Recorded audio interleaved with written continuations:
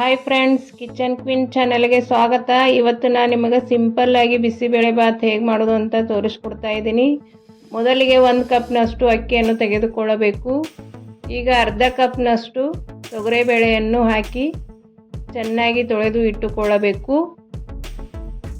ಇದನ್ನು ಸಿಂಪಲ್ ಆಗಿ ಮಾಡಿಕೊಳ್ಳಬಹುದು.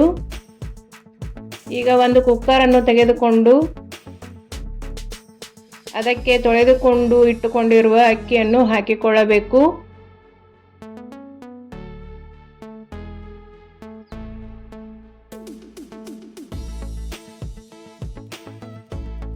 ಈಗ ಇದಕ್ಕೆ ಕಟ್ ಮಾಡಿ ಇಟ್ಟುಕೊಂಡಿರುವ ತರಕಾರಿಯನ್ನು ಹಾಕಿಕೊಳ್ಳೋಣ. ಮೊದಲಿಗೆ ಸ್ವಲ್ಪ ವಟಾಣಿಯನ್ನು ಹಾಕಿಕೊಳ್ಳೋಣ, ಸ್ವಲ್ಪ ಬಟಾಟಿಯನ್ನು ಹಾಕಿಕೊಳ್ಳೋಣ, ಬೀನ್ಸನ್ನು ಹಾಕಿಕೊಳ್ಳೋಣ, 2 ಟೊಮೆಟೊವನ್ನು ಸಣ್ಣದಾಗಿ ಕಟ್ ಮಾಡಿಕೊಂಡು ಹಾಕಿಕೊಳ್ಳೋಣ. ಇನ್ನು ಇದಕ್ಕೆ ನಿಮಗೆ ಯಾವುದು ಬೇಕೋ ಆ ತರಕಾರಿಯನ್ನು ಸೇರಿಸಿಕೊಳ್ಳಬಹುದು. ಈಗ ಇದಕ್ಕೆ 1 ಕಪ್ ಅಕ್ಕಿಗೆ 5 ಕಪ್ನಷ್ಟು ನೀರನ್ನು ಹಾಕಿಕೊಂಡು 4 ರಿಂದ 5 ವಿಷಲ್ ಕುಕ್ಕರ್ ಮಾಡಿಕೊಳ್ಳಬೇಕು.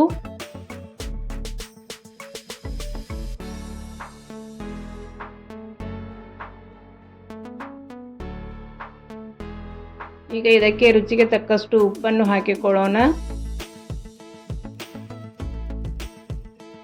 ಸ್ವಲ್ಪ ಹಳದಿ ಪೌಡ್ರನ್ನು ಹಾಕಿಕೊಳ್ಳೋಣ. ಹಾಕಿಕೊಂಡು ಕುಕ್ಕರನ್ನು ಮುಚ್ಚಿಕೊಂಡು 5 ವಿಷಲ್ ಮಾಡಿಕೊಳ್ಳೋಣ.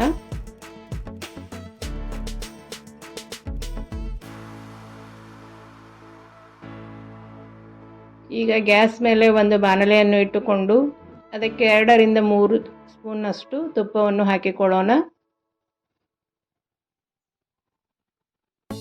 ಮತ್ತೆ 3 ಸ್ಪೂನ್ನಷ್ಟು ಎಣ್ಣೆಯನ್ನು ಹಾಕಿಕೊಳ್ಳೋಣ. ಇದು ಕಾದ ನಂತರ ಇದಕ್ಕೆ 1 ಸ್ಪೂನ್ ಸಾಸಿವೆಯನ್ನು ಹಾಕಿಕೊಳ್ಳೋಣ, 1 ಸ್ಪೂನ್ ಜೀರಿಗೆಯನ್ನು ಹಾಕಿಕೊಳ್ಳೋಣ. ಈಗ ಸ್ವಲ್ಪ ಕಡಲೆ ಬೀಜವನ್ನು ಹಾಕಿಕೊಳ್ಳೋಣ. ಹಾಕಿಕೊಂಡು ಚೆನ್ನಾಗಿ ಫ್ರೈ ಮಾಡಿಕೊಳ್ಳೋಣ.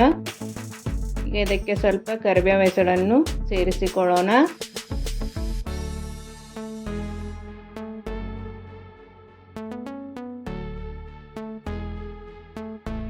ಈಗ ಇದಕ್ಕೆ ಕಟ್ ಮಾಡಿ ಇಟ್ಟುಕೊಂಡಿರುವ 2 ಈರುಳ್ಳಿಯನ್ನು ಸೇರಿಸಿಕೊಳ್ಳೋಣ.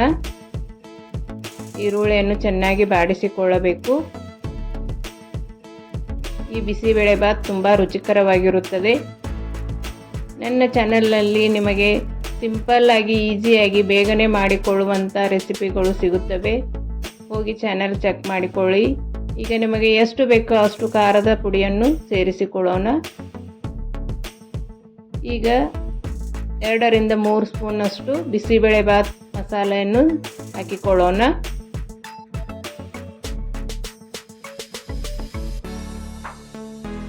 ಹಾಕಿಕೊಂಡು ಚೆನ್ನಾಗಿ ಬಾಡಿಸಿಕೊಳ್ಳಬೇಕು.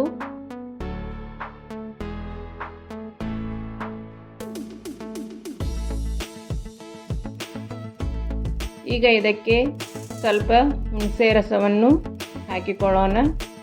ಹಾಕಿಕೊಂಡು ಚೆನ್ನಾಗಿ ಬಾಡಿಸಿಕೊಂಡು ಇದು ಬಾಯ್ಲ್ ಆಗುವವರೆಗೂ ಕುದಿಸಿಕೊಳ್ಳಬೇಕು.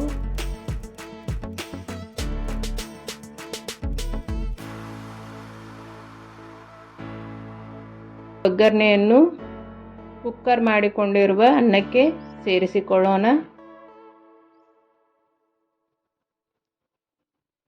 ಸೇರಿಸಿಕೊಂಡು ಚೆನ್ನಾಗಿ ಮಿಕ್ಸ್ ಮಾಡಿಕೊಳ್ಳಬೇಕು.